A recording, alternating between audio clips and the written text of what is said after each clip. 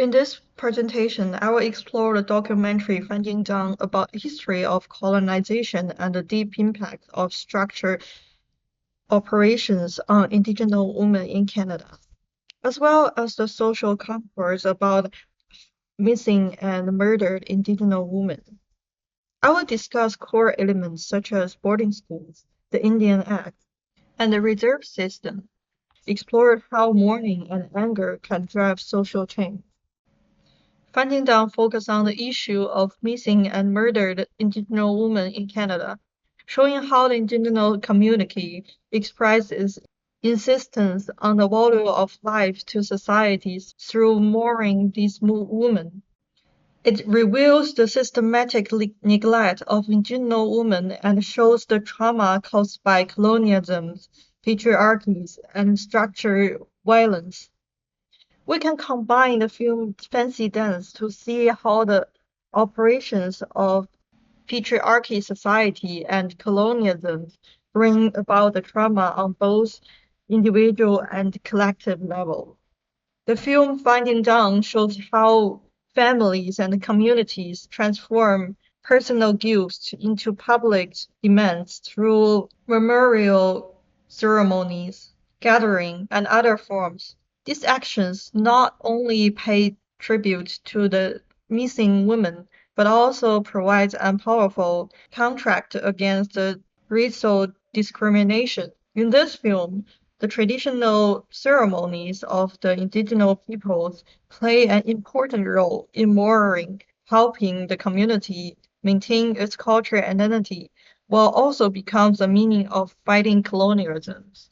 Fancy dance complements the concept of mourning on a personal and family level, showing the pain of losing a family member through the family's unceasing search. By showing traditional Aboriginal dance, the film emphasized the importance of culture in healing traumas and maintaining family unity. Finding Dawn and Fancy Dance demonstrate the power of mourning from different perspectives. It's both a memorial to the deceased and a revolution to the living. If we want to analyze the situation of indigenous peoples, we must start with the introduction of what is settler colonialism. Settler colonialism is not only a historical phenomenon that once existed, but also a framework that continue to exist today and affects our social structures and power relations. The core concept of settler colonialism is a form of land-centric colonialization, the goal of which is not a short-term resources take, but rather a transformation of indigenous land into the permanent settlement for colonizers by eliminating indigenous cultures and ceremonies. Settlement colonialism exists in Canada, the United States, and many other colonized countries. Settlement colonialism usually achieves through the land shift, the eradications of cultures and identities, and systematic marginalize. Settlement colonialism deprives them of their lands through military conquest, forced relocations, and legal means. For example, Canadians' Indian Act is a means of land explorations by settlers. The indigenous people's language, traditions, and way of life were suppressed. For example, the residential school systems forced indigenous students to learn the colonizers' cultures, destroy their language and community ties. Settler colonialism perpetuates the marginalization of indigenous groups through structured systems, including education, legals, and economy systems. McDash's experience reflects this marginalization. She resents being classified as a virgin minority categories, which obscures the specific historical violence and ongoing injustice suffered by indigenous peoples. Let me quote from Mia Madashi's article, What is Settler Colonialism? This clarifies how the settler colonialisms continue to play a role in modern society. This ambivalence would sometimes manifest in anger, such as when I turned down a minority scholarship at Columbia University. At first, I was more able to receiving this scholarship as an upward, owing to generate states of poverty experienced by graduate students. When the administrations made it clear that they would only grant the scholarship based on my identification as a Native American, I blanked. I was not born, raised, or educated in the United States, and am in no way representative of experience of Native Americans. Due to continued practice of structured operations and disfranchisement on reservations, a minority of Native Americans attend 4 years college. Even fewer attend higher education institutions such as Columbia University. In addition, this is violence to consider indigenous peoples one minorities among many in a multicultural state. Native Americans are not half a Native American. They are not particular or singular American culture group.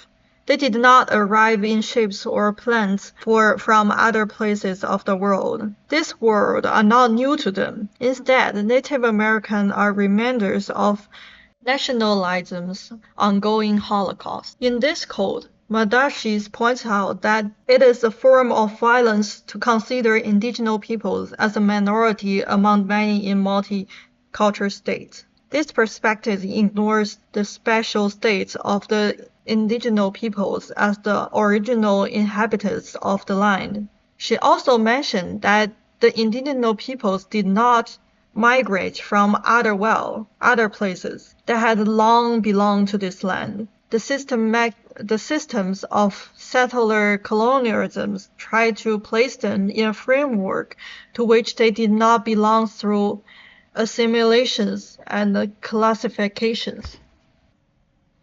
The residential school of indigenous peoples in Canada are a center source of trauma for the indigenous people.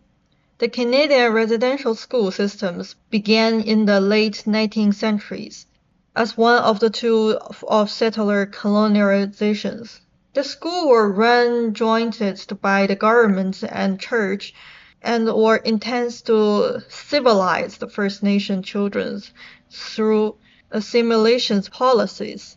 Indigenous people's children were forcibly taken from their family and placed in residential schools. First Nations were forbidden to use their language, practice traditional ceremonies, or express their culture and identity at school. Many children suffered physical, emotional, and sexual abuse at school or died from malnutrition and disease. More than 150,000 indigenous children were sent to boarding schools. The last boarding school closed in 1996, during which at least 4,000 to 6,000 children died during the system's operations. The actual number could be significantly higher. The boarding school system led to the near extinction of many indigenous languages. The loss of language as a central link in transmitting cultures meets the collapse of the culture system as a whole. Survivors left school with a deep psychological trauma, including depressions, anxiety, alcoholism, and suicide tendencies. This trauma was pressed onto future generations through families and communities. This trauma was passed on to future generations through family and communities, creating intergenerational emotions and social difference. Children were cut off from their families and cultures, and many could not even understand their parents' language, making communications between family members impossible. Indigenous peoples would have long been disadvantaged in the area of education, healthcare, and economy. And this problem stem directly from the damage boarding schools have done to foundationals of their societies. As the Trust and Reconciliation Commissions point out, this system constitutes cultural genocide, and the history of boarding school is closely linked to today's racial inequalities gender-based violence, and social neglect. The history of boarding schools is part of Canada's colonial legacies, but it's not in the past. It continued to affect indigenous communities through the perpetuations of traumas and injustice. The Indian Act was officially enacted in 1876 and was an important way that the Canadian government consolidated control over indigenous peoples. The Act consolidated earlier colonial legislations and incorporated indigenous people into colonial society. By restricting their culture and autonomy, it divided the land where indigenous people lived into reserves and denied them ownership of the land. It defined the identity of an Indian through the law, excluded many indigenous groups. The Act introduced the concept of status Indian and only recognized individuals under certain conditions as legitimate aboriginals. In addition, until 1985, women lost their status rights if they married non-Aboriginal men. Aboriginals were restricted to small reserves, all located by government, and could not move freely or sell land. The land on the reserve belongs to the Crown, and indigenous people only had the right to live there, similar to Native American in the United States. Traditional indigenous peoples' ceremonies such as potlatch and sundance were banned. A colonial electoral system was imposed, replacing the traditional tribal government. Indigenous people were subject to severe restrictions on economic activities, such as requiring government permissions to sell agricultural products. Indigenous people were prohibited from hiring lawyers or collectivities, irritating legal actions to fight for land rights. The Indian Act was directly responsible for the loss of Aboriginal cultures, and the residential school systems exacerbated this. The Act perpetuated economic disadvantage and segregation of reserve features, increased social marginalizations. This was the direct cause of many Aboriginal people leaving the reserves in the film. The Act is still used today and is considered by many to be a legacy of colonial control. Many Aboriginal communities are calling for repeal of the Indian Act. The traditional territory of indigenous peoples was restricted to small reserves, which were often remote and resources poor. Indigenous people could not freely sell or use reserves as economic access, further limiting the economic development. At one point, indigenous people were required to have a pass to leave the reserves, severely restricting their freedom of movement. Through the reserve systems, the government stripped indigenous people of their civil rights and made them completely dependent on the colony government. The reservation system isolated indigenous people from mainstream society, resulting in unequal access to resources such as education, healthcare,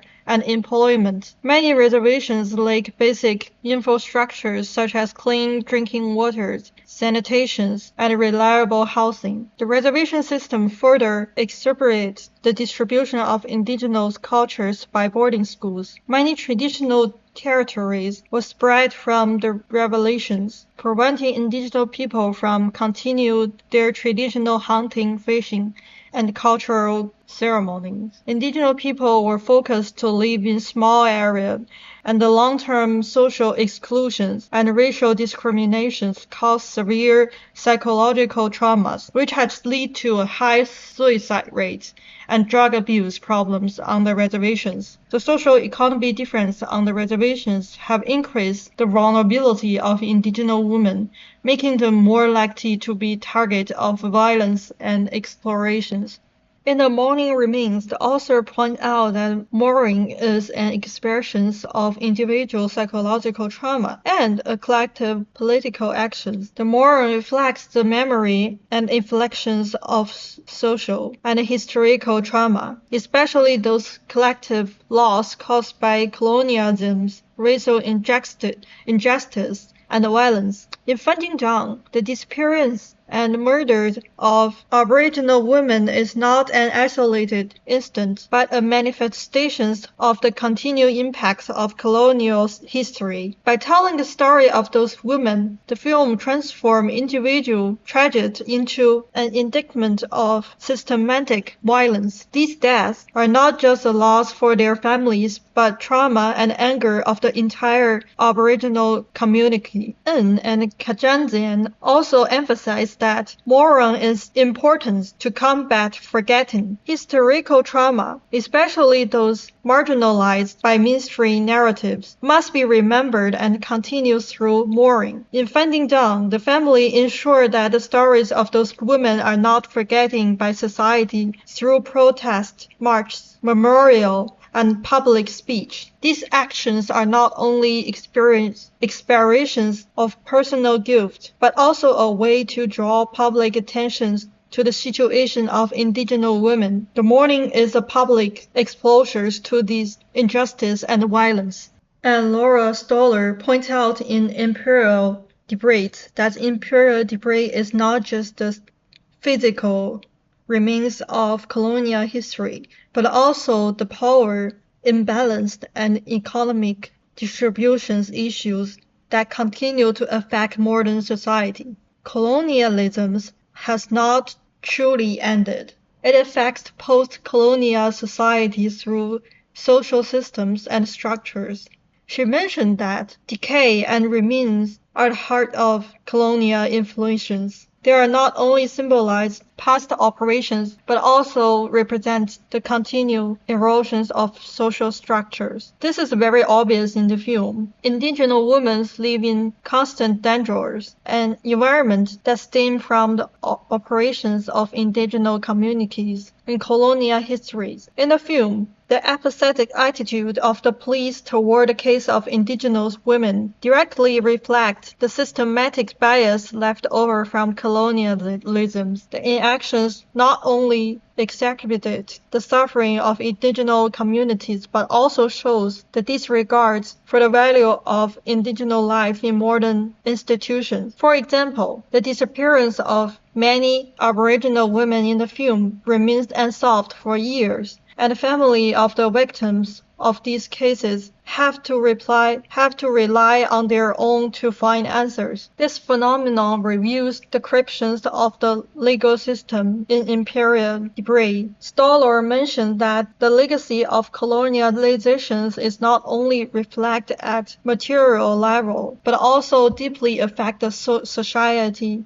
psychological, and cultural structure. The remains of colonial policies, such as the reservation systems and boarding schools, have long marginalized Aboriginal communities in the terms of resource allocations and social power. As Stoller emphasized in Imperial Debris, the legacy of colonialism continues to affect modern society profoundly, and Finding Dawn reviews with specific examples how this legacy manifests itself in violent environment, in actions in the legal systems, and social inequalities.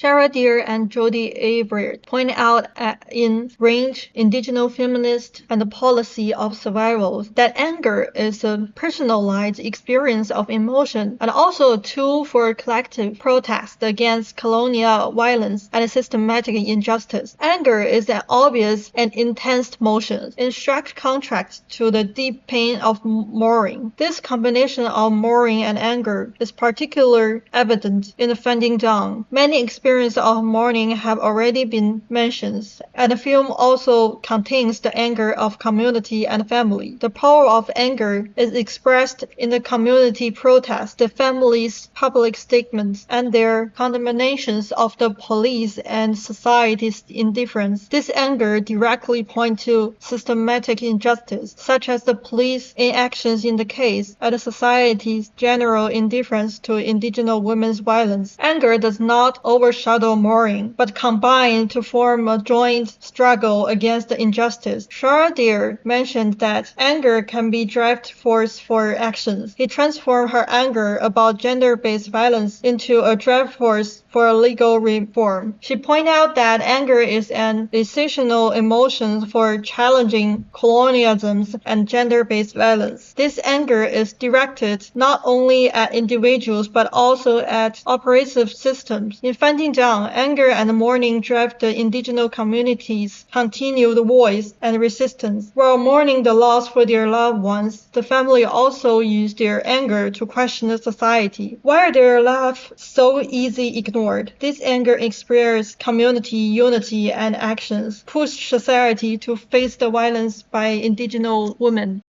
Thank you very much for listening to my presentation, and here is the reference.